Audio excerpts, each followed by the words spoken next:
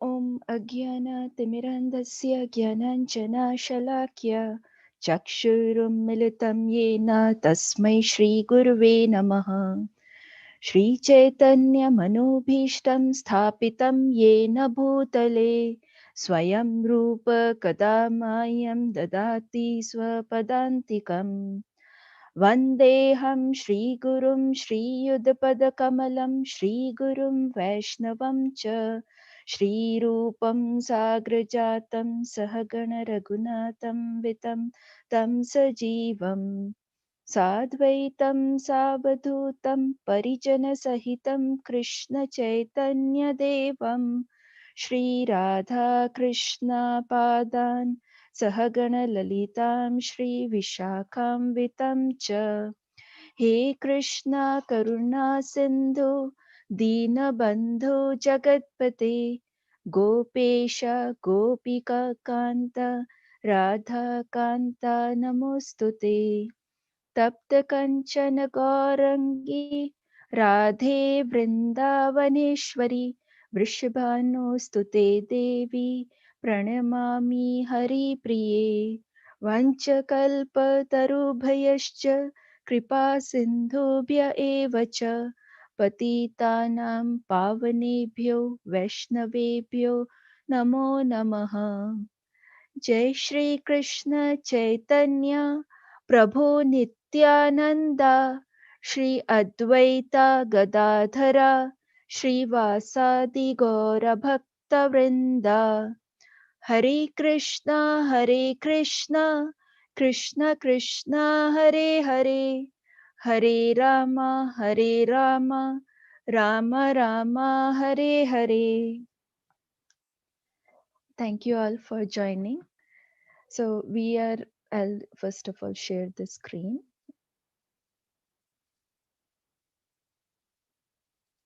and we are reading from Srimad Bhagavatam Canto 1, Chapter 13 and verse 22.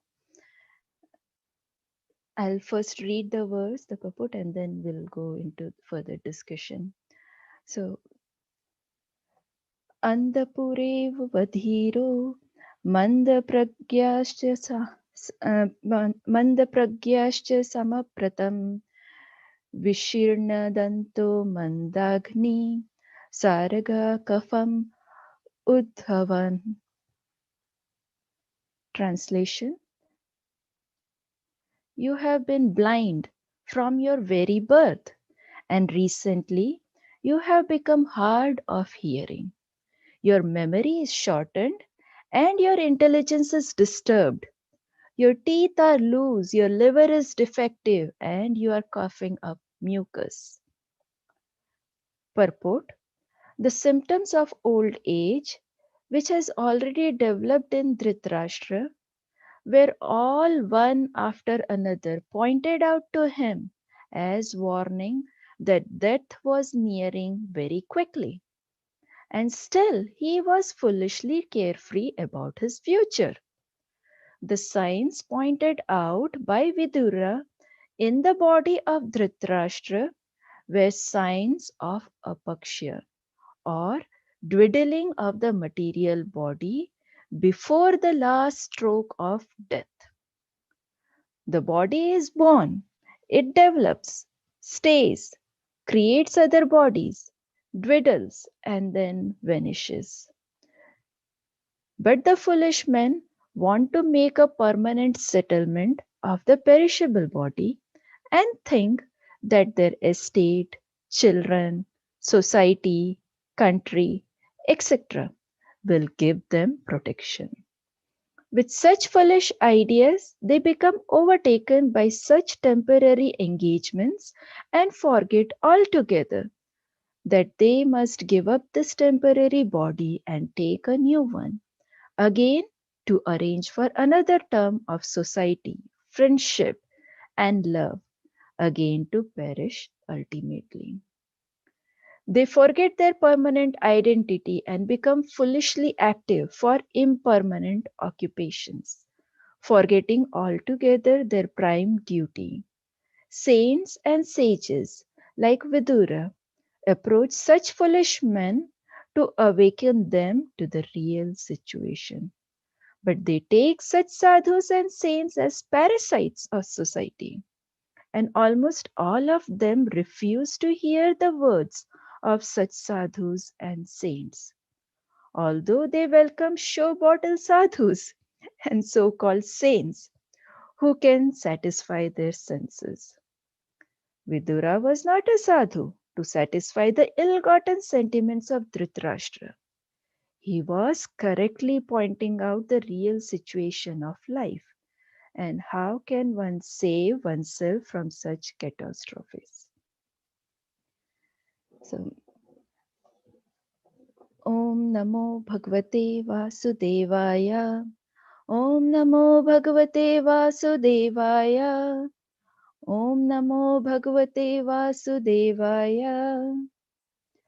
So, in this chapter 13, which is titled as Dhritarashtra Quits Home, this set of verses from 18 to 28, are a set of verses which describes that how Vidura chastises Dhritarashtra.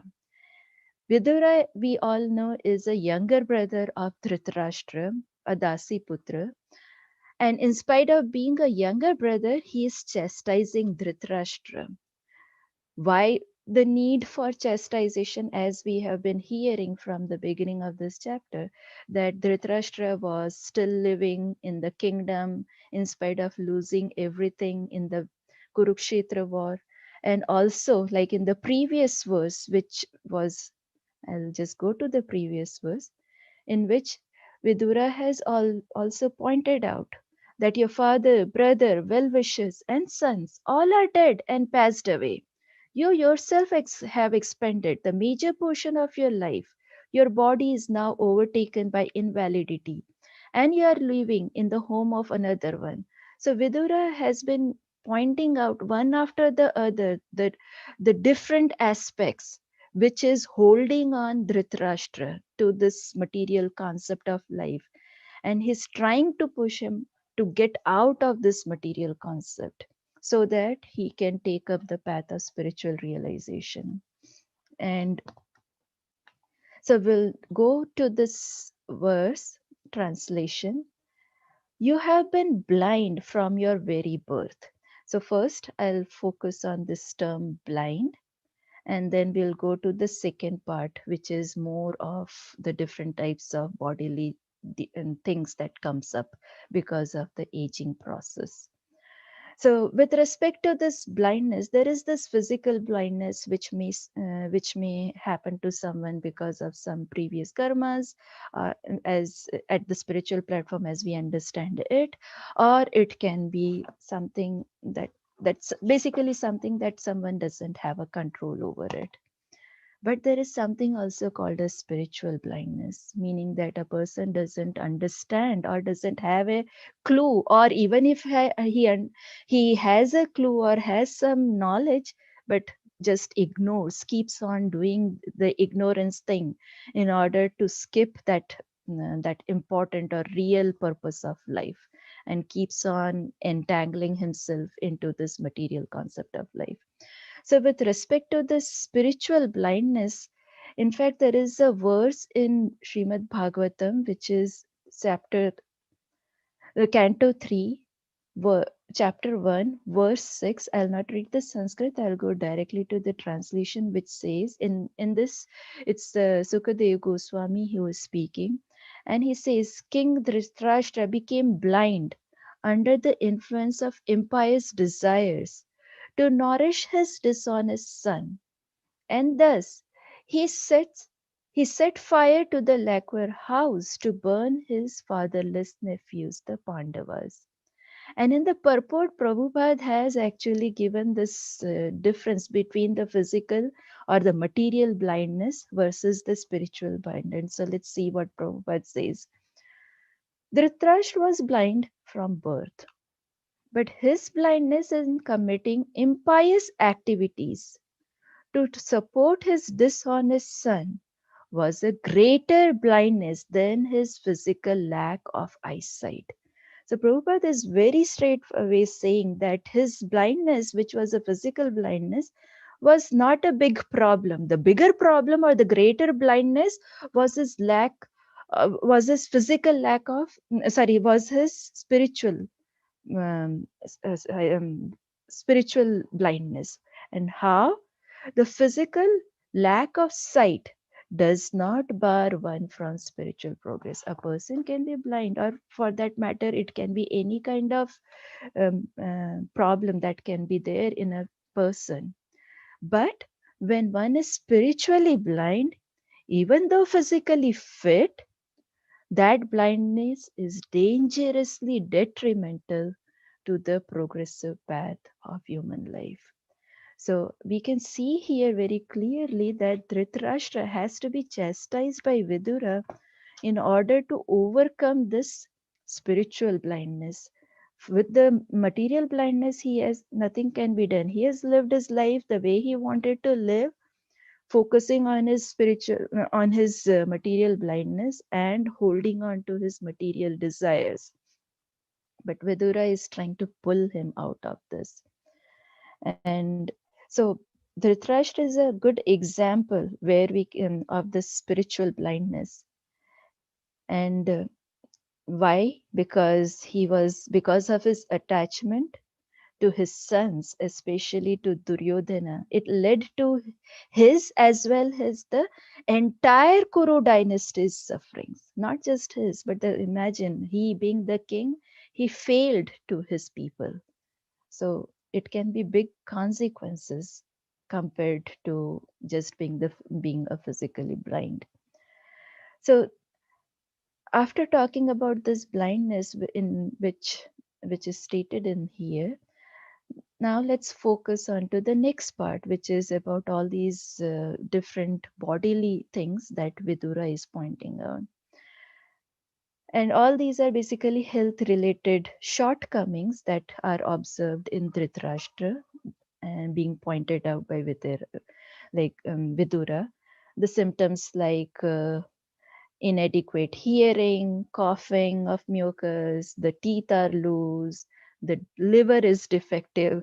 So when I was listening to one of the lectures from Australia, the Prabhu said that when we read this verse in the translation, it feels like Vidura is giving out a medical record of Dhritarashtra. And it's true. If you see all these things that are coming up to the loose or the liver is defective, all it seems like all these medical records. So, with respect to this bodily symptoms, we'll try to focus on two parts. One, trying to understand about Dhritarashtra and his mindset. And the second part is why it is important to for Vidura to point out this, and what is Vidura's role or what is Vidura's characteristics. So, in the first part, with respect to the Dhritarashtra, what we can see is that first of all these bodily symptoms, which have been one by one told, like spoken by Vidura, all these indicate that that Dhritarashtra is approaching the end of life. How can we know that he is approaching the end of life? By common sense, but also in the Shastras, it has been stated in Srimad Bhagavatam that there are 6 stages of life. So the first one is birth, then so a body, when a person gets a body or the soul gets a body, he takes birth in this material world. Then he grows, he stays for a certain time. He creates byproducts, creates children, in other words. Then he dwindles and finally vanishes. So all these symptoms that are being spoken, they are in this part, the 5th stage, which is dwindling. That's what Prabhupada has mentioned, and the Sanskrit word is apakshya. And so after this 5th stage comes the last stage, which is vanishes. So Vidura is emphasizing, you are in this 5th stage. Now at least get up, get out of this material concept before you reach the final stage. So it's very, very important time when Vidura is trying to catch hold of Dhritarashtra. And we can see that Vidura is not giving any pep talk. He is hitting Dhritarashtra very hard, pointing out directly that it's high time. And if he doesn't do this now, come out of this spirit of this material concept and undergo the spiritual realization process, it's going to be the waste of this human form of life, which is to get out of this material concept, realize what is the real purpose of life, and go back to Godhead. And so, with that, we also know that Dhritarashtra, throughout his life, you can take any section of his lifetime, we see that he was very strongly attached to his kingdom and to his sons, especially Duryodhana. Through Duryodhana, he was trying to realize some of his dreams which he could not fulfill because of his blindness. So, and we see that happening even in our day to day material life. Sometimes the parents are over arching and they will be forcing the kids that you need to do this, you need to do that. Maybe they wouldn't have done it in their own lives, but they want their children to do those things because through the children they want to enjoy those things that they could not do it. And it's a totally materialistic concept, and it's not beneficial either to the parents nor to the children. Same way, when Duryodhana had this mentality and such a strong attachment that he supported his children in the wrongdoings, it led to the destruction of the entire um, like Duryodhana as well as his 100 children, 99 children, as well as all the Kuru dynasty.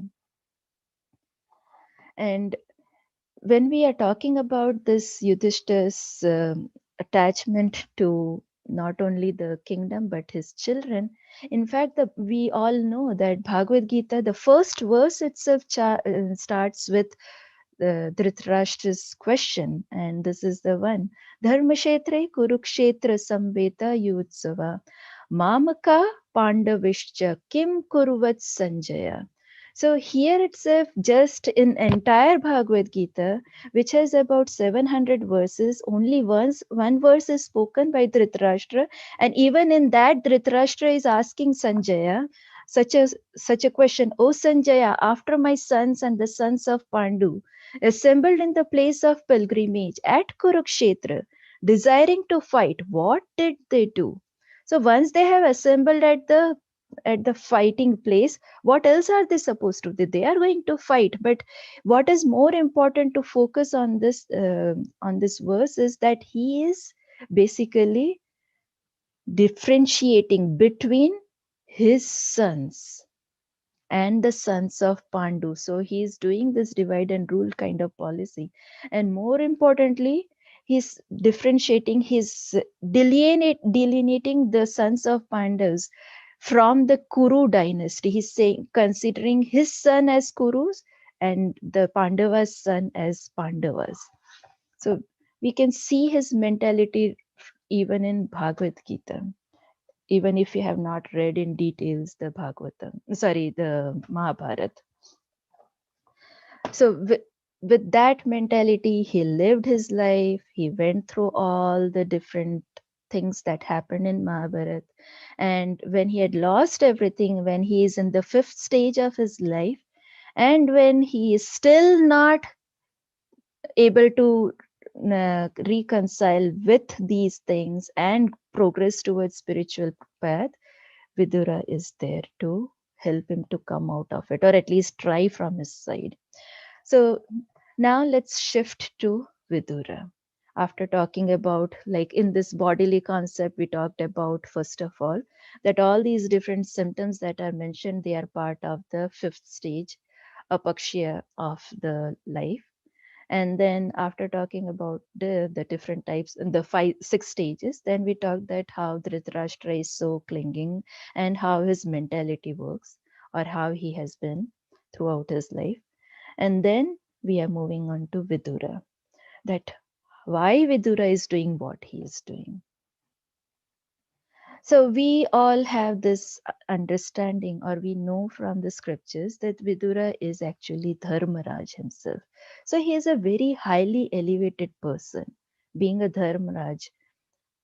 And on top of this, when he got a chance, he left this kingdom and the opulent life. He went on a pilgrimage, and he got the transcendental knowledge directly from Maitra Muni, who in turn was instructed into this transcendental knowledge by Krishna himself. So it's an authentic process that or parampara from which Vidura got this knowledge of transcendental importance. And so, in short, we can say that Vidura was fully realized in the bhakti process. And therefore, his only goal to come back to Hastinapur and to chastise Dhritarashtra was to help Dhritarashtra come out of this material concept and move or go towards spiritual realization. Nothing else. And that's what Prabhupada has explained in the last two sentences. When we go to this part here, saints and sages like Vidura approach such foolish men to awaken them to real situation. But they take such sadhus and saints as parasites of society, and almost all of them refuse to hear the words of such sadhus and saints, although they welcome show bottle sadhus and so called saints who can satisfy their senses. Vidura was not a sadhu to satisfy the ill gotten sentiments of Dhritarashtra. He was correctly pointing out the real situation of life and how one can save oneself from such catastrophes. So, Prabhupada is explaining here that Vidura was such a bona fide or a qualified saint, not like the bogus saints or sadhus who are themselves attached to material things, and they may be fit in jugglery of words, and unfortunately because of their material desires they live opulently, and they unfortunately they also entangle the common simple minded people into their um, jugglery of words and getting some material benefits out of those people.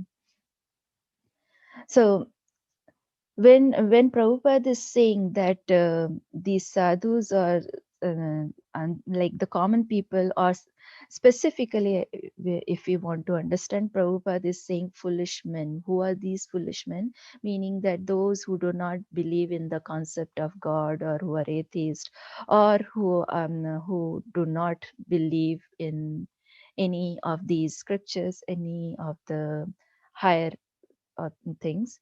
They think that all these sadhus and saints are parasites. Why they think that they are parasites? It's because when someone is a real sadhu like Vidura, they do not have any occupations or any specific any place to live. They are wandering, and on top of it they depend for their basic necessities like food by begging to the common householders. So since they go and beg, and it's not like they will be begging for to the thousand houses, limited number, whatever they get it, they will consume. That's a normal process. But just because they are dependent, these people who are materialistically inclined, they categorize the sadhus as parasites. And so Vidura is a genuine sadhu who doesn't try to sympathize with the bodily shortcomings of Dhritarashtra. In a way, usually we will be just to make the elders feel comfortable, will say, yeah, I understand that you have this going on, that going on, and so on. But Vidura is not like that. He knows the gravity of time, and he knows that he has to make Dhritarashtra come out of it.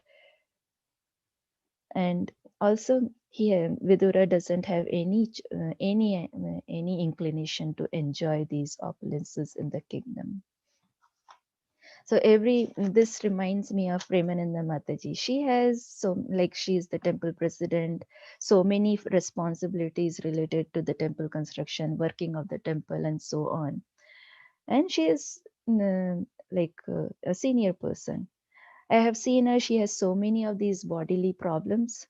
But you ask her about her bodily problems, and she'll be like, oh, these are going to keep coming. It's the body which is going to go through all these things. Oh, I am worried about this process or that process related, something related to the temple.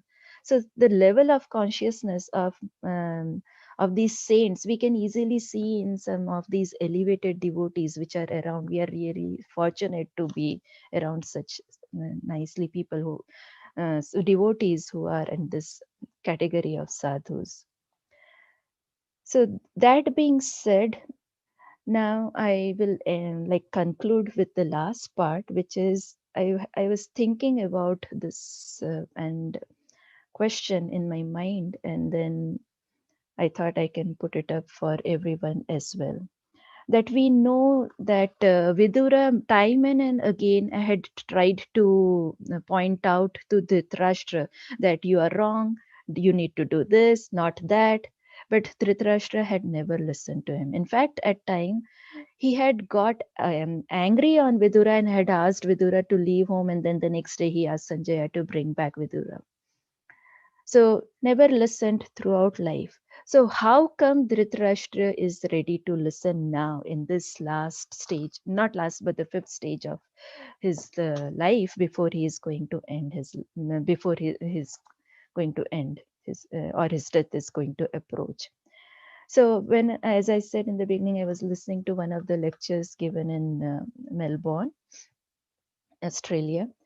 The Prabhu stated that that earlier Dhritarashtra was clinging with the hope that his material desires will be fulfilled via Duryodhan. But when Duryodhan and all the 99 of his sons passed away in the war, then that hope, that material hope, also vanished. And therefore, now when Vidura comes and talks to him, he is able to take it. And hopefully, like when we go to the next set of verses, we'll see that he will finally leave. So that's one point that was explained. Then I was also talking with Pratibhahu and discussing, and he brought up a little higher level stuff, which I would share. That we all know that there are three methods of acquiring knowledge and understanding Lord God, namely the pratyaksha, pramana, which is by direct sense perception. So basically, by experience, one just gets it. Then the next level of understanding knowledge is by anuman pramana. Anuman is by inference. By seeing someone going through some kind of misery, we understand that, oh, this is not to be done, it can bring misery. Like stealing is wrong. By knowing from books or by someone telling us, we can understand. The third is Shabda Pramana. Shabda Pramana means the words of authority. So basically, when we are talking about the spiritual part, it's the words coming from God, then spoken to the bona fide and sincere recipients. And it has been stated that Shabda Pramana is the most important in receiving knowledge. So from Dhritarashtra life, we see that he comes under the first kind, which is the Pratyaksha Pramana. After losing everything material, including his 100 sons and the kingdom, then he reaches a point when Vidura's words make sense to him. So, after experiencing Pratyaksha Pramana category, then he is ready to understand or acquire knowledge about spirituality. So I would stop here and open up for discussion and see if anyone else can shed light on this question, that why do you think that Dhritarashtra agrees or listens to Vidura now, but not earlier. And thank you for your time, and I am sincerely thankful to my Guru and Krishna for making me sit here and speak even though I am not qualified. Hare Krishna.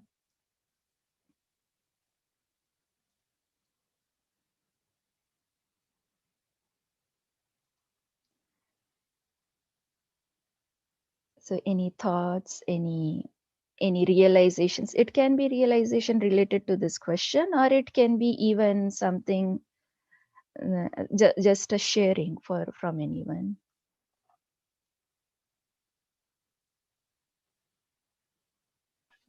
Hare Krishna Mataji, please accept my humble obeisances. All glories to Srila Prabhupada and Guru and Gauranga. I thought it was a very beautiful class. I really liked the way that you explained, why the Dhrtarastra actually listened at that point in life. I knew the main reason of like the attachment. He didn't have anything, but the way how Prabhu had explained to you about the 3 types of learning, by just hearing, or by someone saying something you learn. And then otherwise it's the second class learning we choose to say is by reading from scriptures or seeing someone go through something, and then you understand not to do it. And then third type of learning is by experience. That's the most third class learning. So that's I feel it's very great way that you pointed that out, and brought a new perspective in helping me understand why he listened at that point versus just thinking about the attachment to be attached with at the point when all the sons died. So thank you for bringing that up.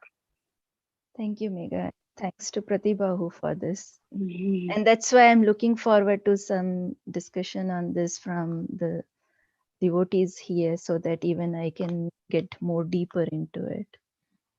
Thank you, Prabhu. Thank you. Hare Krishna.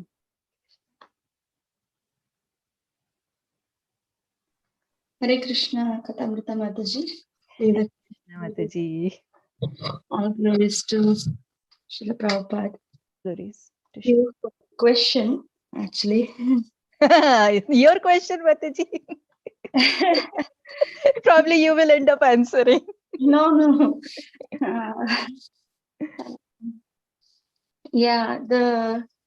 Something that came to my thoughts is how bhakti or any amount of inclination to move from stuck position to a free position comes from association of sadhu. And I also, this is in connection with 7th chapter, 28th verse.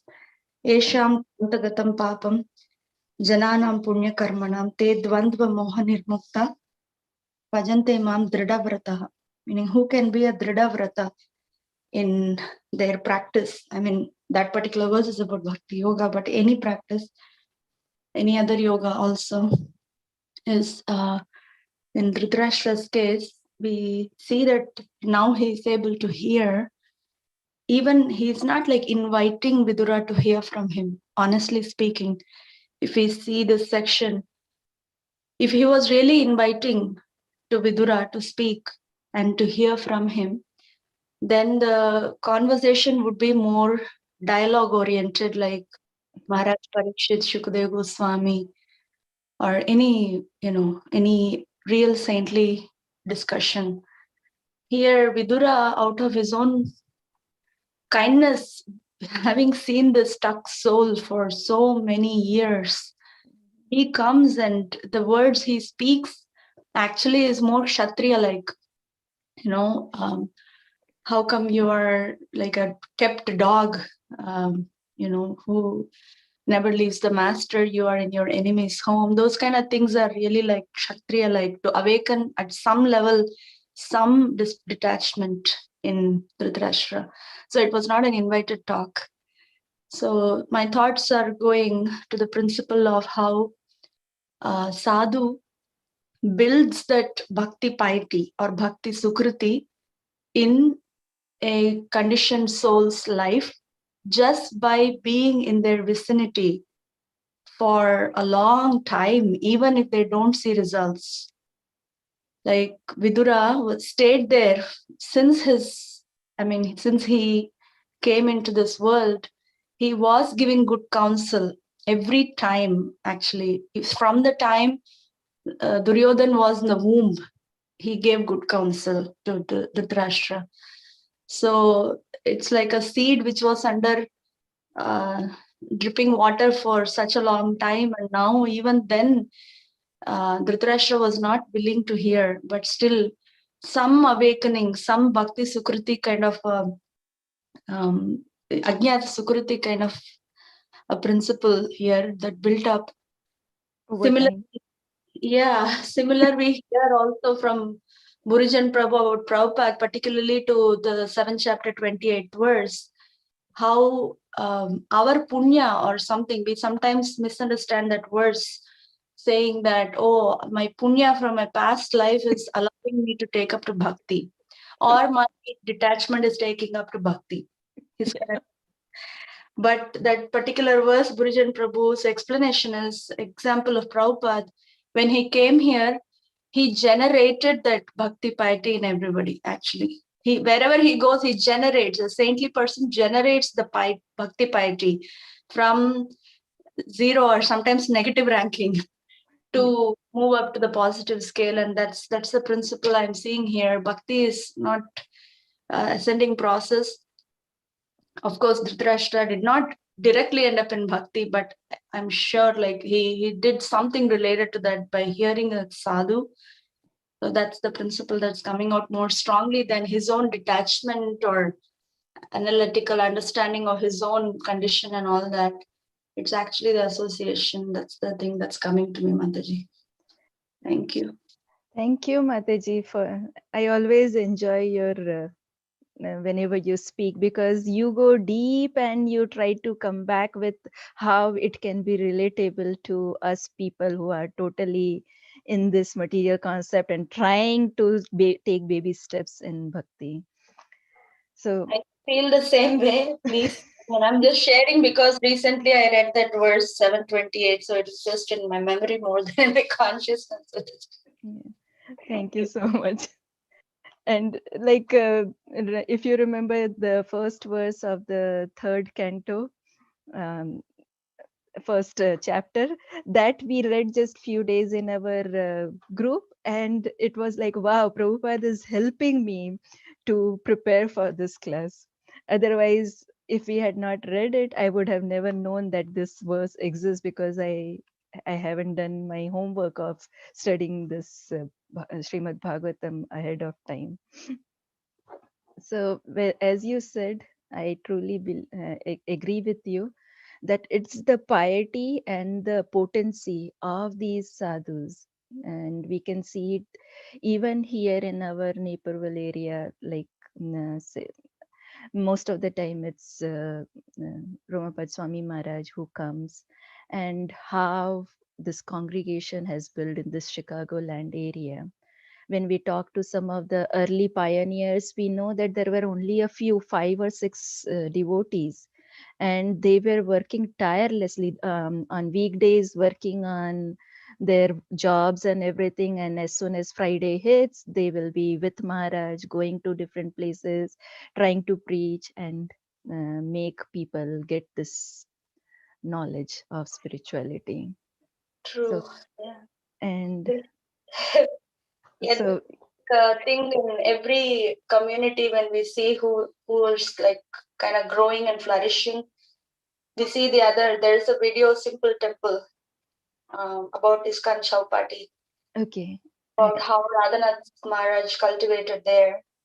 Yes. And one of my friends lives in Oman, Mm-hmm. and she speaks on how the Bhakti Vriksha systems actually like so pervading over there. Wow, in Oman, Middle East. Yeah, Jayapatak Maharaj's direction. So Wow. we see all these leaders in our ISKCON community from Yes. Prabhupada. They just take one particular area and cultivate, and we somehow happened, if we just happen to be around that area, that's it. We don't need to. I mean, we really can't do anything other than that. Very true.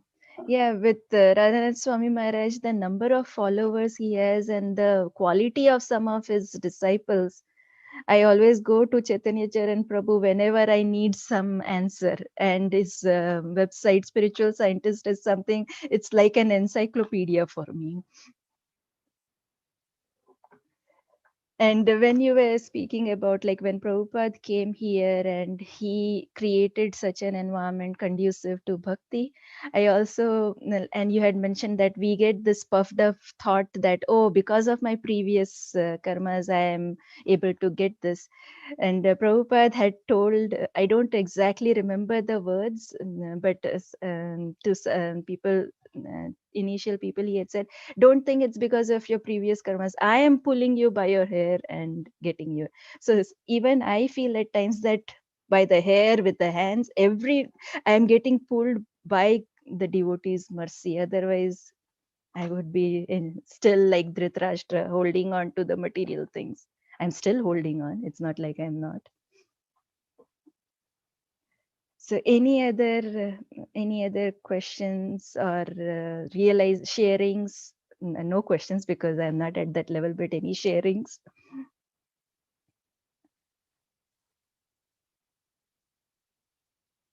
If not, since it's 7:42, we have passed the time. We'll stop here. Once again, thank you very much. Srila Prabhupada ki jai. Hare Krishna.